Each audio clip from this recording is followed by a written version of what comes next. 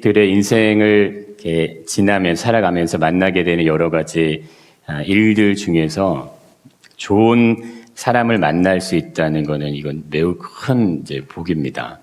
그래서 좋은 부모님을 만날 수 있다는 것, 우리의 좋은 친구들과 어떤 스승과 배우자를 만날 수 있는 것도 이건 이게 무엇과 좀 비교하기가 어려울 만큼 아주 소중한 가치를 가진다고 할 수 있습니다.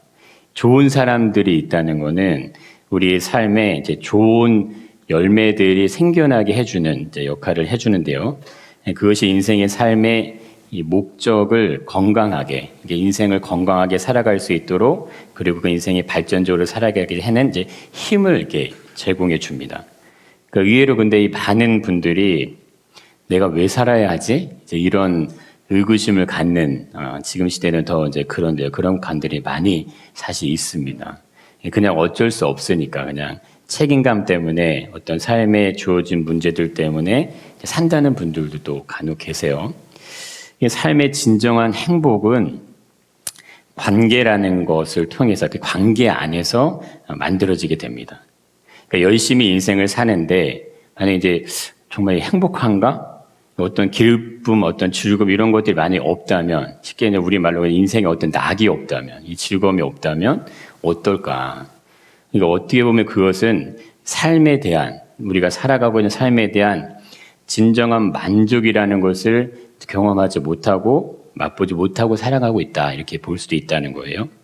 근데 내 주위에 나에게 선한 어떤 영향력과 힘을 줄 수 있는 사람이 있다는 것은 우리가 만나는 어떠한 인생의 어려움들, 어떤 슬픔, 괴로운 일들이 생겼을 때 그것에 대한 어떤 것들을 이겨내는 위로, 또 용기 이런 거를 준다는 거예요.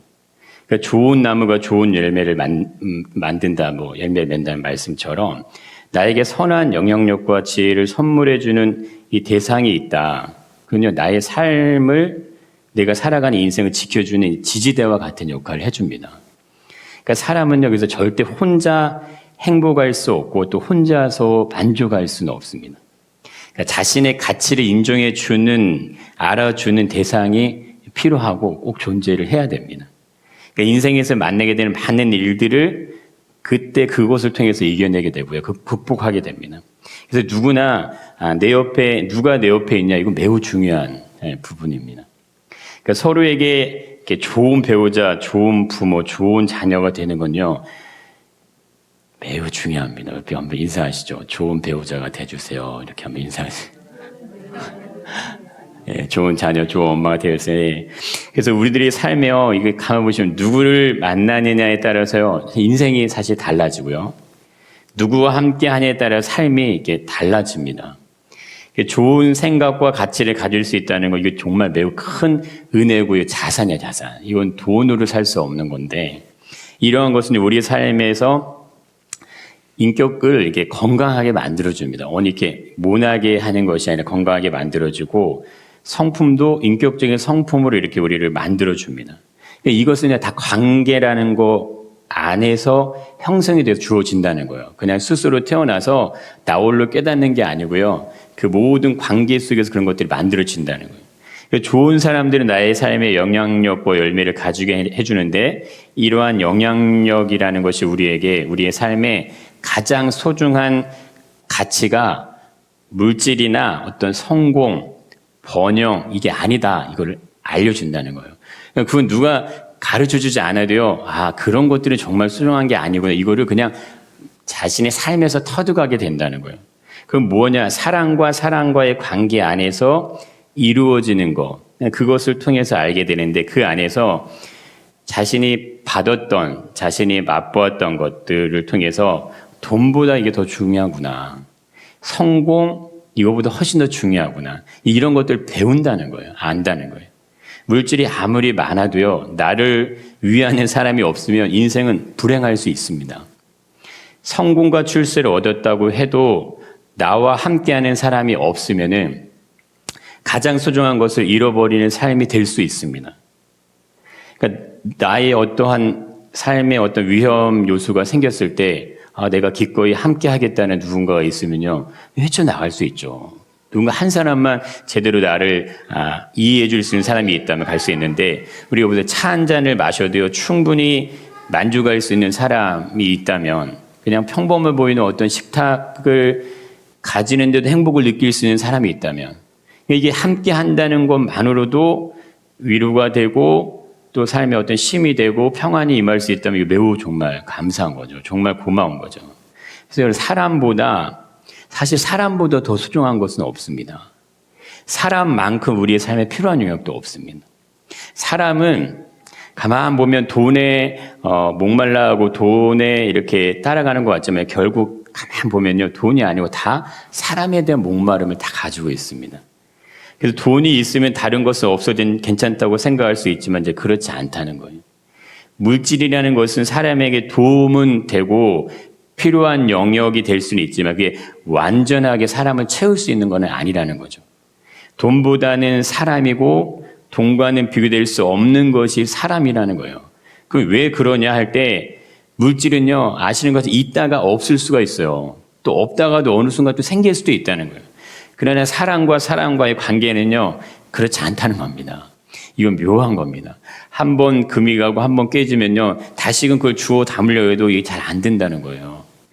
이 세상의 원리 안에는 사라지는 것들이 있고요, 사라지지 않고 존재하는 것이 있게 됩니다. 그러니까 사라지는 건요, 인위적인 거예요. 이건 만들어졌다는 거예요. 그런 것들은 사람에게 만족은 줄 수가 있어요. 근데 사람의 필요를 완전하게 채워내지는 못해요. 그래서 이 사람들이 계속해서 갈급함을 갖고 이렇게 빠져드는 이유도 이제 그런 데서 나타납니다. 우리가 음식을 할 때요, 조미료를 통해 맛을 내면은 그냥 먹기에는 좋잖아요. 근데 먹고 나면 이제 뒷맛이 이제 깔끔하지가 않고 개운하지가 않은데, 당장 우리의 입맛을 자극하기에는 좋은데 음식을 통해 얻을 수 있는 진짜 맛, 이 진짜 맛을 막 찾아가잖아요. 진짜 조미료 안 쓴 맛 찾아가는데 그게 이제 잃어버려진다는 거예요. 많이 가졌다고 해서 만족이 오지는 않습니다. 그건요, 더 가지고 싶고 그냥 더 누리고 싶은 욕심을 가지고 있기 때문에 그런 거예요. 그러니까 이것은 우리가 살아가는 이 세상에서요, 그냥 자연스러운 현상이라고 볼 수가 있습니다. 사회가 발전하려고 하면 반드시 이 소비 문화가 중심에 있어야 됩니다. 소비 문화는요, 좋은 것들이 계속해서 생겨나는 거예요. 그래서 그거를 가지고 싶은 마음이 들게끔 계속 만들어내는 겁니다. 그러니까 지금 내가 가지고 있는 것들이, 내가 새 신품을 샀는데 조금 지나니까, 몇 개월 지나니까 또 다른 게 나오는 거예요. 1년, 2년 쓰다 보면 어느새 그것이 이제 부푼이 돼요. 그럼 다시 그걸 또 사게 만들어버리는, 그게 이제 소비 문화의 중심에 있는데, 이러한 모습들은요, 우리로 하여금 그냥 더 좋은 것을 가지지 못하면요, 왠지 좀 이게 뒤처지는 어떤 그런 느낌을 가지게 하고, 누가 더 좋은 걸 가지고 있냐, 이게 이제 서로 경쟁하고 부추기고 이제 자랑하는 그런 게 모습을 만들어야 됩니다. 근데 이런 것들은요, 늘 항상 존재하지 않을 수 있다는 거예요. 내가 가지고 있는 것들이 한순간에 사라질 때가 있습니다. 그러니까 건강을 만약에 잃어도요, 그렇잖아요. 그러니까 더 이상 경제적인 활동이 만약에 딱 불가능해진다 그러면 모든 것이 사실 한순간에 딱 스톱이 될 수가 있어요. 더 이상 수입이 없고 경제활동이 안 되고 내 몸을 내가 스스로 가누지 못하면요, 의식은 있고 생각은 있지만 아무것도 안 돼요. 내 몸을 내가 움직이지 못하니까 아무것도 못한다는 거예요. 이 물질이라는 것은 세상에 추구하고 원하는 것들은 언제든지 우리의 삶에서 흔들릴 수 있는 요소라는 거예요. 이건 그냥 사라질 수 있다는 것들이에요. 그러면 내가 추구하는 것이요, 사라지게 되면 어떻게 되면 나의 삶의 정체성, 내가 왜 사냐, 이것 자체가 그냥 붕괴가 돼버려요. 인생 별 다른 거 있나? 하면서 그냥 자신도 모르게 막 우울감이 확 들어가게 되고 자신도 모르게 극단적 선택이 막 일어나게 된다는 거예요. 근데 사회가 보세요. 많이 발전할수록 더 사람들의 삶의 질도 올라가고 어떤 수준도 올라가야 되는데, 오히려 반대 죽음을 선택하는 것들이 계속 늘어나고 사건, 사고들이 계속해서 늘어가잖아요. 이 이유에 대한 부분을 가만 보면요, 결국에는 세상에 추구하는 것에 그냥 이렇게 따라가다 보면은 그냥 자연스럽게 그런 것들이 나타난다는 거, 이 시대 안에서. 근데 사라지지 않는 거는요, 이건 우리의 삶에 변하지 않는 원리를 가진다는 겁니다. 이거는 창조라는 하나님이 창조하신 그 원리 안에 잠겨 있는 건데요. 이거 정말 묘한 건 뭐냐면 이건요, 세상을 유지시키고 발전시키고 보호할 수 있도록 하는 원리가 그 안에 담긴다는 거예요. 그러니까 이건 사람이 만들어낸 것이 아니기 때문에 인위적이지 않다는 거예요. 해롭지가 않다는 거예요.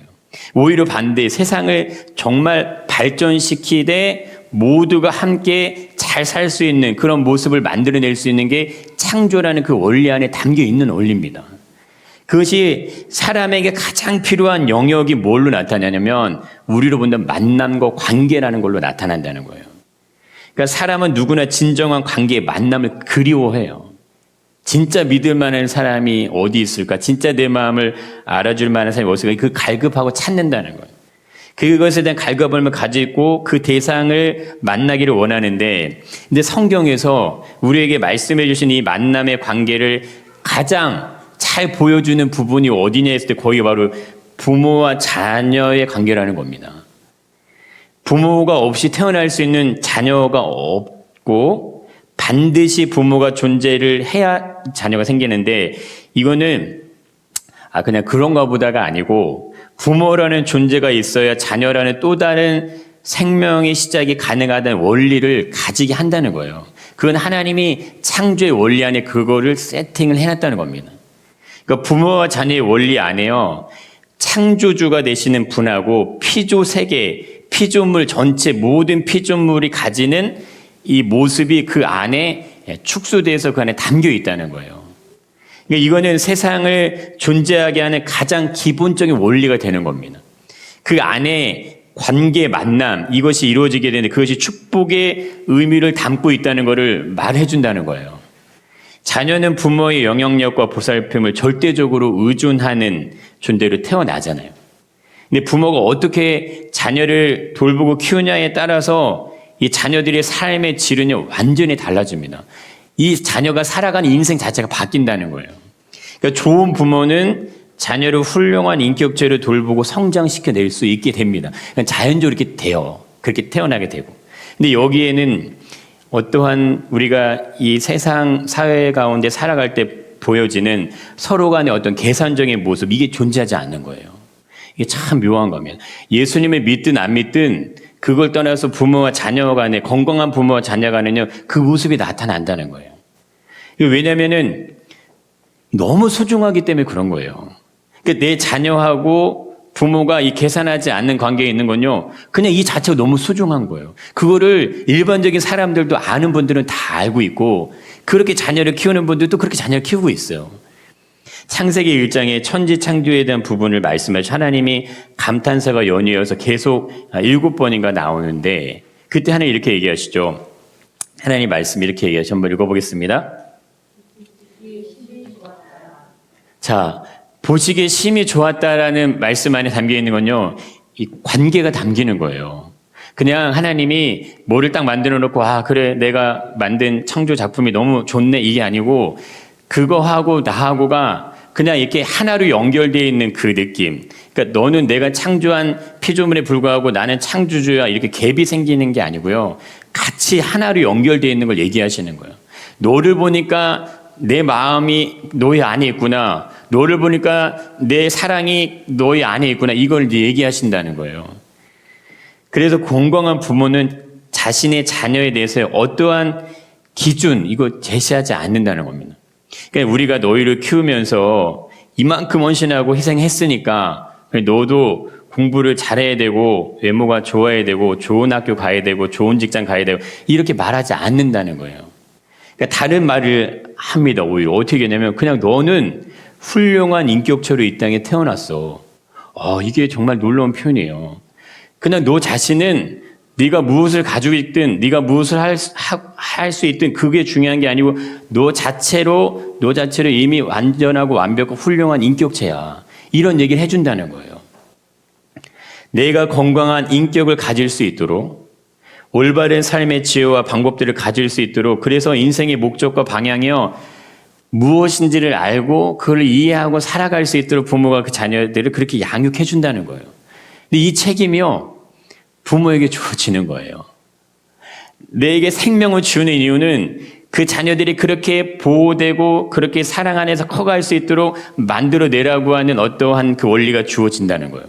근데 사회가 무너지고 세상이 어려워지고 지금 지금 시대에 벌어지는 모든 일들은 결국 그것이 깨져 있기 때문에 발생하는 겁니다. 그것이 안 되기 때문에 생겨나는 현상들이에요. 가정이 부모와 자녀와의 이것들이 흔들리기 시작하고 그것이 무너져 내리기 시작하면요. 세상 어떠한 법으로도 세상을 세울 수 있는 게 없습니다. 도덕도 그거 안 돼요. 여러분 정의와 질서와 윤리 이런 것들로 안 세워집니다. 그거는 지식으로 얻어지는 게 아니고 경험되어지는 거예요. 내 삶에 누군가가 나에게 그거를 자신들의 몸소 나에게 그걸 베풀어서 내가 깨달아 알 수 있도록 해줘야지만 알게 된다는 거예요. 그 관계가 그 가장 순수한 관계가 이제 만들어지는 곳이 바로 이제 하나님이 세우신 자녀와 부모 안에서 찾아볼 수 있는 모습입니다. 그래서 사회가 추구하는 모습과 그러한 결과가 나타나지 않아도 상관이 없어요. 그건 왜? 이 자체로 너무 소중한 것이 주어져 있는 것을 알기 때문에 다른 걸 갖다 붙일 생각을 안 해도 된다는 거예요. 그러니까 너라는 존재에 가지는 가치는 그냥 무엇으로도 평가할 수 없는 소중함을 가지고 있어. 그게 자연스럽게 그냥 인정이 되고 그렇게 축복이 나가는 거예요. 이 자녀들한테. 근데 이러한 모습 안에는 그 자녀가 가지는 어떤 것들이 아무런 비교 대상이 되지 않는다는 거예요. 근데 오히려 반대로 이렇게 얘기해요. 우리들이 아빠 엄마가 너무 부족한데 그래도 아빠가 될 수 있도록 해줬고 엄마가 될 수 있도록 해줘서 너희가 우리 가정에 태어나서 너무너무 고맙고 감사하다. 그냥 너라는 존재를 만날 수 있게 됐다는 것이 이게 얼마나 놀라운 축복이고 보물인지 몰라. 너무 감사해. 행복하구나. 이런 표현이 그냥 나간다는 거예요. 근데 중요한 건요. 이러한 원리는 일반적으로 우리의 삶의 모든 영역에 사실 적용이 됩니다. 그게 성경에서 예수님이 얘기해 주시고자 하는 그 모든 것의 핵심이라고 보실 수 있습니다. 나이가 드신 어르신들도요. 자녀들이 보살핌이 절대적으로 필요해요. 그러니까 사회적으로 약자라고 말할 수 있는 분들에게도요. 누군가의 도움이 절대적으로 필요한 거예요. 근데 보상을 만약에 우리가 바라고 이득이 되는가를 먼저 생각하면요. 할 수 없는 일들이 사실 우리 주변에 굉장히 많습니다. 의외로 너무 많아요. 의사가 만약에 사람의 생명에 대한 어떤 소중함을 가지지 않고 환자를 만약에 대한다면 어떻게 될까요? 그러면 실수를 해도요, 그냥 아무런 죄책감이 없는 거예요. 아니, 어떻게 하다 보면 그렇게 될 수도 있죠. 그걸 왜 나한테 뭐라고 하면 이렇게 얘기할 수도 있다는 거예요. 만약에 법을 집행하는 어떤 판사가 그냥 자신의 주관대로요, 자신이 아는 사람이 유리하게 재판을 한다고 해보세요. 그럼 불법한 세상이 되잖아요. 그렇게 될 수밖에 없잖아요. 사람이 가지는 어떤 외형적인 모습이 어떠하든지 간에 사람의 가치를 소중하게 여길 수 있도록 하는 거. 그것이 하나님이 이 세상 안에 넣어주신 창조의 원리라는 거예요. 그 원리를 따라갈 때 그때 하나님이 주시려고 한 그 은혜가 충만하게 부어질지 믿습니다. 이건요, 그냥 굉장히 뭐라고 표현할 수 없는 가치를 가지는 겁니다. 그래서 인간이 가지는 최고의 관계가 이 만남이 우리 인생에서 시작되는 부분부터 시작되는데 이것이 이제 넓어지기 시작하는 거예요. 이것이 친구와의 관계로 넘어가고 이웃과의 관계로 넘어가고 사회 국가의 관계로 발전돼서 넘어가지는 겁니다. 그래서 교회는 이거를 얘기할 수밖에 없어요. 말할 수밖에 없고 어렵더라도 얘기할 수밖에 없다는 거예요. 결국 그 만남에서 사람이 가질 수 있는 최고의 만남으로 연결되어지는 것, 그게 바로 하나님과의 만남이에요. 이게 중요한 건 우리 인생의 삶에 만나게 되는 여러 가지 관계들이 온전하게 회복을 향해 가거나 회복하려고 노력하거나 회복을 원하지 않는 상태에서 하나님하고의 관계가 열려지는 건요. 이건 무엇인가 이제 막혀 있는 것들이 뚫려지지 않는 영역들이 생겨난다는 겁니다. 모든 관계의 연결은 하나님과의 관계 연결을 통해서 이제 완성의 의미를 들어가게 됩니다. 그럼 이렇게 얘기할 수 있잖아요. 내가 상처가 많고 부모로부터 받은 어떤 그것들이 많습니다. 그러한 경우에는 결국에는 하나님과의 어떤 관계 안에서 그것이 이제 풀어질 수밖에 없는데, 근데 이 어려운 거는 내 부모로부터 사랑을 못 받았기 때문에 하나님이라는 분에 대한 사랑을 기대하지 못한다는 거예요. 하나님을 아버지라 부를 수 있다고 얘기하지만 내 아버지에 대한 어떤 그것이 전혀 상처로만 남아있게 되면 그 하나님 아버지에 대한 부분도 온전히 받아들이지 못한다는 거예요. 근데 그거를 해결하고 그거를 열어줄 수 있는 그것이 바로 하나님이 우리에게 주신 또 다른 하나의 이제 기관이 있습니다. 그럼 하나님이 우리에게 베풀어 주신 의미와 사랑을 알게 되고 그것을 경험하게 될 때요. 그럼 어떻게 되냐면 이게 가정과 배우자, 자녀, 부모, 이웃 이렇게 넓혀져 갑니다. 자연스럽게 흘러간다는 거예요. 교회를 열심히 다니는데 근데 별 다를 게 없다고 그것이 아니고 이것들이 넓어져 가면서 사람이 소중하게 보이기 시작하는 거예요. 사람의 가치가 달리 보이기 시작하는 거예요. 그게 아버지의 마음이에요. 그게 예수의 마음이에요. 예수님 가만 생각해 보세요. 하늘의 보좌를 버리고 이 땅에 오셨다고 하는데 도대체가 이해가 안 되는 게 그겁니다. 우리에게 바랄 게 뭐가 있다고 정말 영광스러운 걸 다 버리고 이 땅에 오셨겠나. 그럼 분명한 거는 우리에게 예수님이 분명히 관심이 있구나. 우리를 분명하게 그분이 우리를 정말 간절히 원하는 무엇인가 있구나. 이걸 알 수 있다는 거예요. 그래서 예수님이 나와 같이 너희들도 그렇게 사람에게 관심을 가져야 돼. 사람을 소중하게 여겨야 돼. 이걸요 성경이 계속 얘기해 줍니다. 이웃에 대한 부분을요 그냥 흘려보내지 않아요. 계속 얘기해 준다는 거예요. 그러나 하나님과의 관계가 만약에 열려지지 않으면요 어떻게 될까 할 때 좋은 부모, 좋은 배우자, 좋은 친구와 스승을 만났다 해도 한 가지 채워지지 않는 영역이 생겨난다는 거예요. 그것이 인생이라는 우리가 삶을 살면서 만나게 된 여러 가지 일들 속에서 알게 되는 우리의 영혼이 가지는 목마름에 대한 부분입니다. 사람은 누구나 영적인 의미의 생명을 가지고 있어요. 육체적인 생명뿐만 아니고 영적인 영혼의 생명을 가지고 있습니다. 그 세상이 발전하면요, 그 안에 항상 빠지지 않고 등장하는 주제가 영성이라는 주제예요.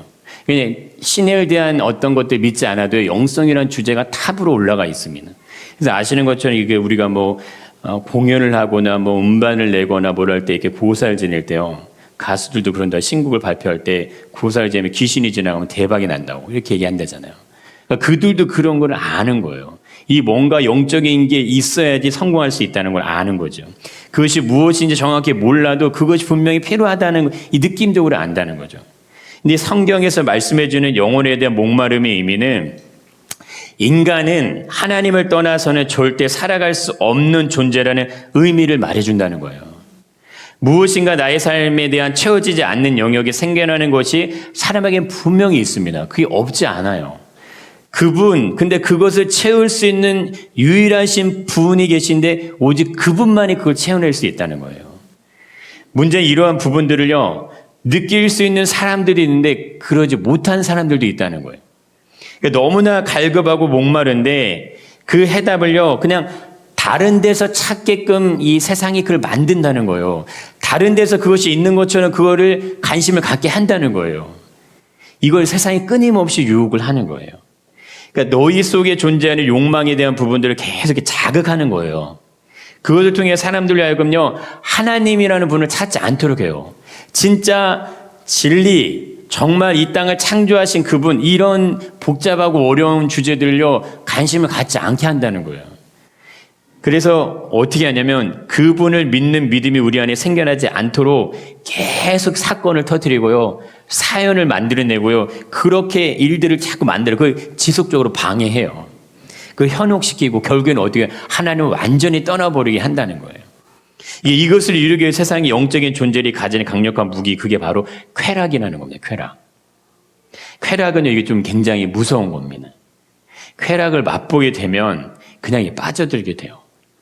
이게 너무 달콤하기 때문에 쉽게 벗어나지 않게 된다는 거예요. 그러니까 요셉이 보디발의 아내가 유혹을 할 때 자기 옷이 이제 벗겨지고 도망 나가잖아요. 그러지 않으면 이길 수가 없는 거예요. 그래, 내가 너무 이쁘니까 아무도 없으니까 그래 한번 그냥 그래 눈 착 감으면 되겠지. 이제 그러면 끝나는 거예요. 그러면 한 번이 두 번도 두 번이 10번 되는 겁니다. 여기에 빠지게 되면 우리 삶의 송두리째 통째로 넘어가는 거예요. 쾌락은. 가정도, 관계도, 직장도, 삶도요. 그냥 이게 순간 그냥 확 망가지게 돼요. 근데 쾌락이 가지는 힘은 사람을 중독에 빠지게 하는 힘을 가집니다. 중독에 빠지면요, 하나님에 대한 두려움도 가지지 않는 거예요. 하나님을 믿는데 이 두려움이 없어지는 거예요, 그냥. 어느 것도 무서워하지 않습니다. 심해지면 감각을 잃어버리면 어떻게 되면 사람을 마구 죽여도 죄책감 안 갖는 거예요. 그래서 계속해서 살인이 이제 일어나는 겁니다. 물질이 많아지면 행복이 찾아올 것 같지만요, 물질이 많기 때문에 더 어려운 문제들이 많이 생겨요. 근데 반대로 물질이 없기 때문에 또 어려운 문제 같이 생겨난다는 거예요. 그래서 성경은 물질에 인한 어려움이 있는 만약에 이웃이 있어서 누군가가 너에게 도움을 요청할 때는 도와주라 그래요. 그걸 도와주라. 그 돈이 많아져서 행복해지는 가정보다 없어서 돈이 많아서 어려워지는 가정이 더 많고요. 물질적인 생각 올 때 힘들어지는 상황들이 계속해서 벌어지면 어떻게 됩니까? 있어도 문제, 없어도 문제. 사람들이 그러니까 혼돈하기 시작하는 거예요. 어디다 발 맞춰야 될지 모르는 거죠. 그래서 가만히 우리가 생각해 보면 이 사회가 가지는 많은 문제의 어떤 시작, 그 결과의 최종 지점은 결국에는 다 물질이라는 것이 연결이 된다는 거예요. 이러한 모습, 결국 사람들 하여금 창조주가 주시는 모든 은혜를 통한 어떤 주어지는 그 삶의 그 원리대로 살아가지 않고 그냥 인간이 가지는 본성대로 살도록 한다는 겁니다. 너희 안에 있는 영적인 목마름을 해결하기 위해서 찾아야 하는 유일하신 분을 찾지 못하도록 그 반대의 영역을 자꾸 유혹하는 거예요. 그러니까 인간이 쾌락을 쫓아가고 중독을 쫓아갈 수 있도록. 그래서 일반적인 사람들은요, 유일하신 분, 창조주, 하나님 이런 부분을 찾지 않습니다. 그걸 구하지 않아요. 그런데 우리에게 하나님에 대한 이해가 열려진다는 거, 이거 매우 정말 놀라운 축복입니다. 우리가 이렇게 예배하는 자리에 있다는 거, 그 하나님을 찾을 수 있다는, 이거는 정말 놀라운 복인 거예요. 이거 무엇과도 사실 비교가 안 되는 겁니다. 이것이 열려져서 내가 오늘 주일 이 시간에 이렇게 와 수 있다는 건 정말 엄청난 거죠. 그래서 로마서 11장 36절 이런 얘기를 해주잖아요. 한번 읽어보겠습니다. 만물이 주에게서 나오고 주로 말미암고 주로게로 돌아감이라. 네, 요한복음 1장에서 이런 얘기를 하세요. 만물이 그로 말미암아 지은 바 되었으니 지은 것이 하나도 그가 없이는 된 것이 없다. 우리가 살아가는 이 생명의 호흡은 수많은 요소들이 결합돼서 유지될 수 있다는 거예요. 빛이 있고 공기가 있고 물이 있고 인간 외에 수많은 생명체가 각자 역할을 해주기 때문에 지구가 돌아가고요. 태양이 빛을 발하고 땅과 하늘과 바다가 각자의 삶의 역할을 해주기 때문에 우리 인간의 삶이 지탱이 되고 있다는 겁니다. 만물은요, 우연한 원리로 인해서 자연 발생적으로 어떻게 하다 보니까 생겨나서 유지되는 게 아니라는 거예요. 근데 사람은 그렇게 얘기하죠. 그러기 때문에 뭐가 옵니까? 자연이 파괴되고 인간의 삶도 훼손되기 시작하는 거예요. 근데 자연 자체로 그냥 놔둬 두면은 그것도 그냥 그대로 보존이 되는 거예요. 모든 자연의 원리는 하나같이요, 통일성이 있고 질서가 있어요. 그렇게 돌아가요. 그렇다고 왜 인간의 삶은 그렇게 돌아가지 않을까 하는 겁니다. 왜 모든 자연 만물은 하나님의 존재를 그대로 드러내고 있는데 왜 사람은 유독 하나님의 존재를 거부하고 하나님이 없는 것처럼 그렇게 인간의 삶이 살아가지고 있느냐 이거예요. 이거를 분별은 그게 지혜라고 얘기하는 거예요. 여호와를 아는 지식이 지혜의 근본이라고 얘기하는 이유가 거기에 있다는 거예요. 세상이 다 그런 것이라고 말할 때 세상은 그런 게 아니야. 그걸 우리 눈에 보이는 모든 자연 세계가 만물이 그걸 말하고 있다는 거예요. 핑계하지 못한다는 거예요. 그래서 하나님을 부인하고 없다고 말할 수 없는 이유, 만물이 주에게서 나왔기 때문에, 이 만물이 존재하지 않으면 인간의 삶이 존재가 안 되기 때문에. 그런데 지금도 만물은 주의 뜻대로 존재한다는 것이고 우리에게 모든 혜택을 아낌없이 준다는 거예요. 그런데 우리에게 어떤 대가를 요구하지 않는다는 거예요. 너희가 어떤 대가를 지불해야지만 이것들을 유지시킨다고 하나님 얘기하지 않으신다는 거죠. 모든 만물이 각자 역할이 있듯이요, 인생의 삶도요, 우연한 목적을 가지는 것이 아니라는 거예요. 땅의 역할은 땅의 역할이 있고 바다의 역할은 바다의 역할이 있듯이 사람은 누구나 사람을 지으신 분, 사람을 존재하시게 하는 분의 그 뜻이 사람 안에 있다는 거예요. 그 뜻을 따라 살아가는 삶, 그게 우리의 믿음의 삶이 될 줄 믿습니다. 여러분, 그 인생의 길을 걸어가시길 축복합니다. 우리가 이게 어려운 것 같지만 그렇지 않다는 거예요. 이게 이루어질 것 같지 않지만 그렇지 않다는 거예요. 그럼 우리가 아까 나눴던 말씀처럼 내가 부모로 인해서 상처받은 상처가 있고 내가 사람들로 인해서 상처받은 상처가 있는데 그 상처를 어떻게 합니까? 그게 바로 하나님이 존재하게 하시는 공동체라는 걸 통해서 회복하라는 거예요. 그게 교회가 가지는 의미입니다. 그래서 교회가 가져야 될 진정한 어떤 모습은 영혼들, 사람들이 예수님 안에서 회복될 수 있도록 하는 역할. 그래서 하나님이 원하시는 어떤 삶의 기쁨이 그들의 삶에 흘러가 들 수 있도록 그것을 먼저 믿은 자들이요, 그거를 보여주고 그 상을 베풀라는 거예요. 그리고 그 사랑이 예수님으로부터 우리에게 올 수 있도록 그거를 구하라는 거예요. 그럼 이 땅의 삶에 무엇을 삶의 가장 소중한 것으로 우리가 여기고 가야 될까 할 때 성공도 물질도 출세 그거 아닙니다. 그러면 그건요 그냥 때가 되면 다 지나가요. 근데 가장 소중한 거는 사람이고 관계고 만남이에요. 이것을 소중하게 여기실 수 있게 축복합니다.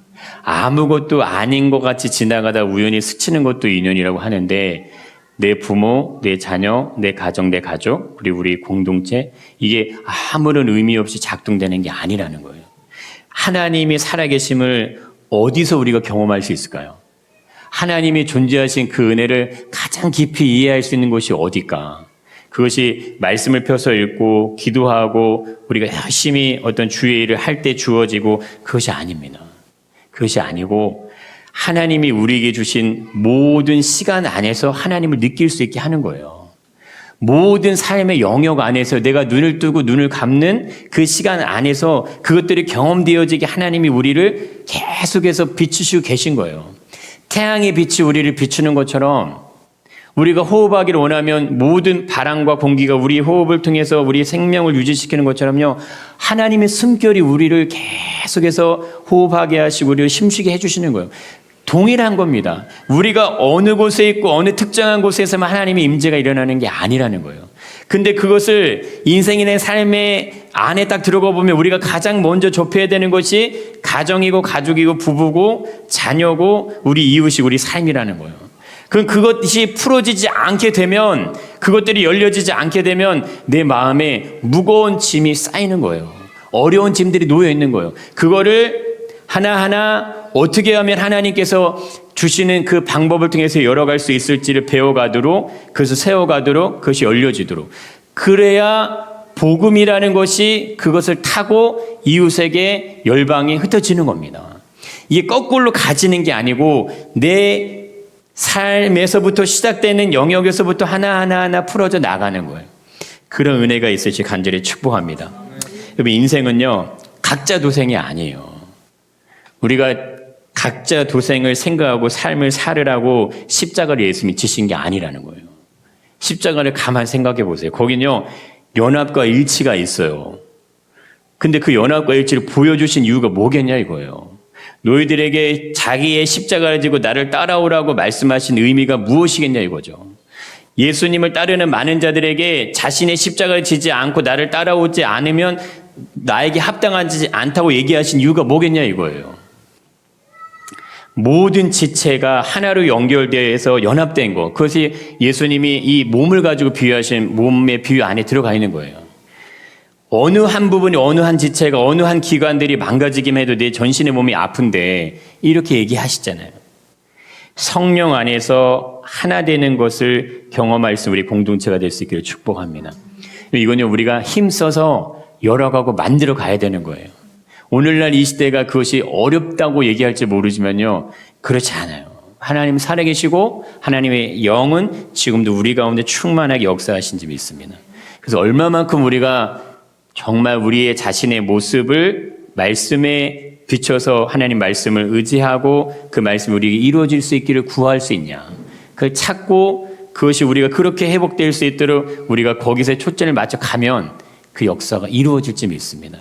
그러한 은혜가 가정과 공동체 교회 안에서 부어질 수 있기를 사모하심으로 기도하시기를 축복합니다.